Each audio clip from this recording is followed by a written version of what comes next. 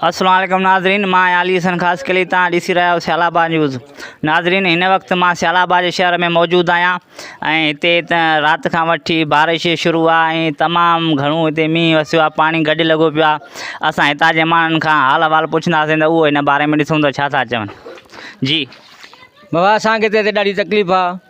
हिते ॾाढी बारिश पई आहे। असांखे हिते कारोबार करण जो को बि सहूलियत न आहे। असां वटि न रोड आहिनि, न असां वटि गलियूं आहिनि। हा त असां ॾिसो पाण तकलीफ़ में बीठा आहियूं। ॾिसो कहिड़ी असांखे तकलीफ़ आहे, केॾो पाणी बीठो आहे, कहिड़ी रोड ते गप चिक लॻी पई आहे। असांजा कारोबार हींअर बिल्कुलु डाउन आहिनि ऐं असांखे डॉक्टर जे वञण जे लाइ तकलीफ़ आई त शहर आहे, असांजे घरनि अञा तकलीफ़ घणी आहे। ऐं महिरबानी कयो, असां गवर्नमेंट खे असांजी इहो अर्ज़ु आहे त असांखे गलियूं जा रोड असांखे ठाहिराइजनि, असां पंहिंजी बचनि जी रोज़ी कयूं। असांखे हींअर ॾाढी तकलीफ़ आहे, कारोबार करण जी, अचण वञण जी, बीहण जी तकलीफ़ आहे। बिस्मिल्लाहिर्रहमानिर्रहीम। पहिरियां सभु खां पहिरियां त मां इहो अपील कंदसि असांजे हिन तक 212 PS ते जेके बि MP असांजो आहे ऐं असांजो MNA आहे, हींअर ताईं जेके बि वोट वठी विया आहिनि, हिकिड़े ॾींहुं बि सियालाबाद जो हाल वाल वठणु न आया आहिनि त हितां असां वोट खयां आहिनि। असां हींअर कुर्सियुनि ते वेठा आहियूं, इस्लामाबाद घुमूं फिरूं था गाॾियुनि ते। हींअर ताईं बि केर बि न आयो आहे असां वटि त छा आहे सियालाबाद जो। हिन रोड खे 50 साल थी वियो आहे ठहे खे, कॾहिं बि को MNA आयो आहे न ॾिसणु आयो आहे त इहो रोड ठहंदो या न ठहंदो। न नालियूं आहिनि असांजे शहर में, न गलियूं आहिनि, का शइ कान्हे। हे तव्हां पाण ॾिसी सघो था, बरसाति पई आहे त अचण वञण लाइ केतिरी परेशानी थी वई आहे।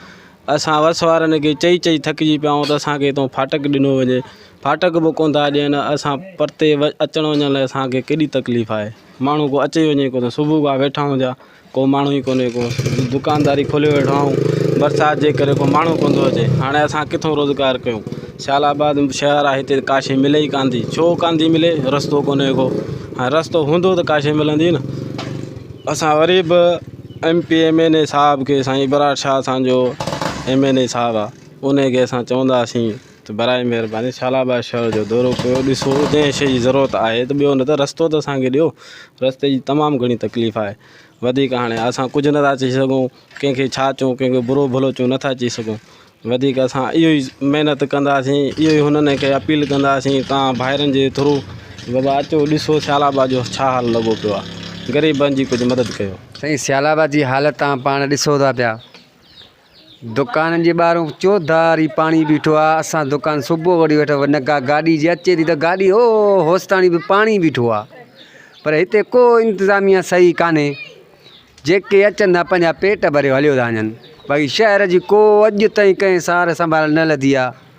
हेतिरी उमिरि थी वई आहे, रोड ॾिसो कचा, आबादी कची, का सहूलियत कान्हे का। हिते तक़रीबन 50-60 साल थी विया आहिनि असां हिन सियालाबाद शहर में असां रहूं था। पर सियालाबाद शहर में तक़रीबन 50-60 खां वठी इलेक्शन वारा जेके MP MNA आहिनि या ज़िले इंतिज़ामिया आहे या असांजो UC जो चेयरमैन आहे, उहो असां ॾे लड़ी न आयो आहे।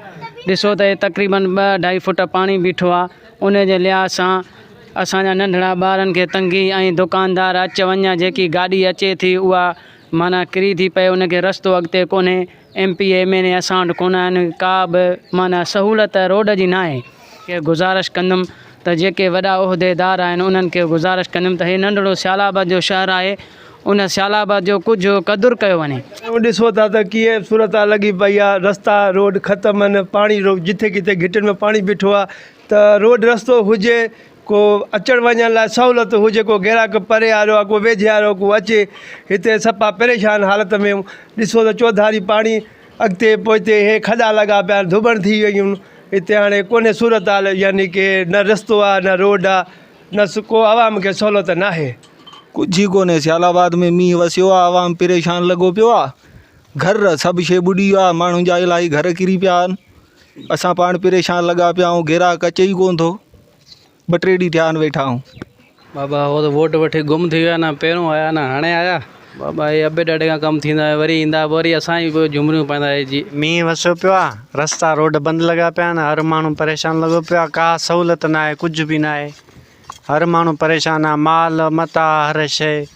असां मुतालबो था कयूं वज़ीर आला सिंध खां ऐं जेके हितां जा चूंडियल नुमाइंदा आहिनि उन्हनि खे चवंदा त का असांखे सहूलियत ॾियनि का। शहर जा रोड रस्ता ख़राबु लॻा पिया आहिनि, जेके हितां जा नुमाइंदा चूंडियल आहिनि उहे जेको आहे रोड वग़ैरह कोन था ठाराइनि, सेटिंग सॼी ख़राबु लॻी पई आहे। जे अगरि वञूं था कंहिं कम लाइ चवंदा बाबा किथे वेठा हो, चवंदा सियालाबाद में, चवंदा इहे सियालाबाद कहिड़े इलाइक़े में आहे, सियालाबाद जी ख़बर न आहे उन्हनि खे वोट वठण लाइ त सभु ख़बर पइजी थी वञे उन्हनि खे, हिन टाइम सियालाबाद जी बि उन्हनि खे ख़बर कान थी पए, असांखे सुञाणनि ई कोन था, चवंदा भाऊ केरु आहे। असां मुतालबो कयूं था वज़ीर आला सिंध सां मुराद अली शाह साहिब सां त असांखे सियालाबाद शहर जा रोड ठाराए ॾे, MP MNA खे कुझु दॿड़ाट पटे त असांखे रोड ठाराए ॾिना वञनि। जीअं त हिते मींहुं वसण जे करे घणी गंद थी वियो आहे, छो त हिते गप आहे, रोड न को भला न को छा, माण्हुनि जी जॻहियूं कचियूं किरी पियूं आहिनि, घणो नुक़सानु थियो आहे ग़रीब माण्हुनि जो। त जीअं त गवर्नमेंट खे खपे त ग़रीब माण्हुनि जे लाइ थोरो इमदाद करणु खपे।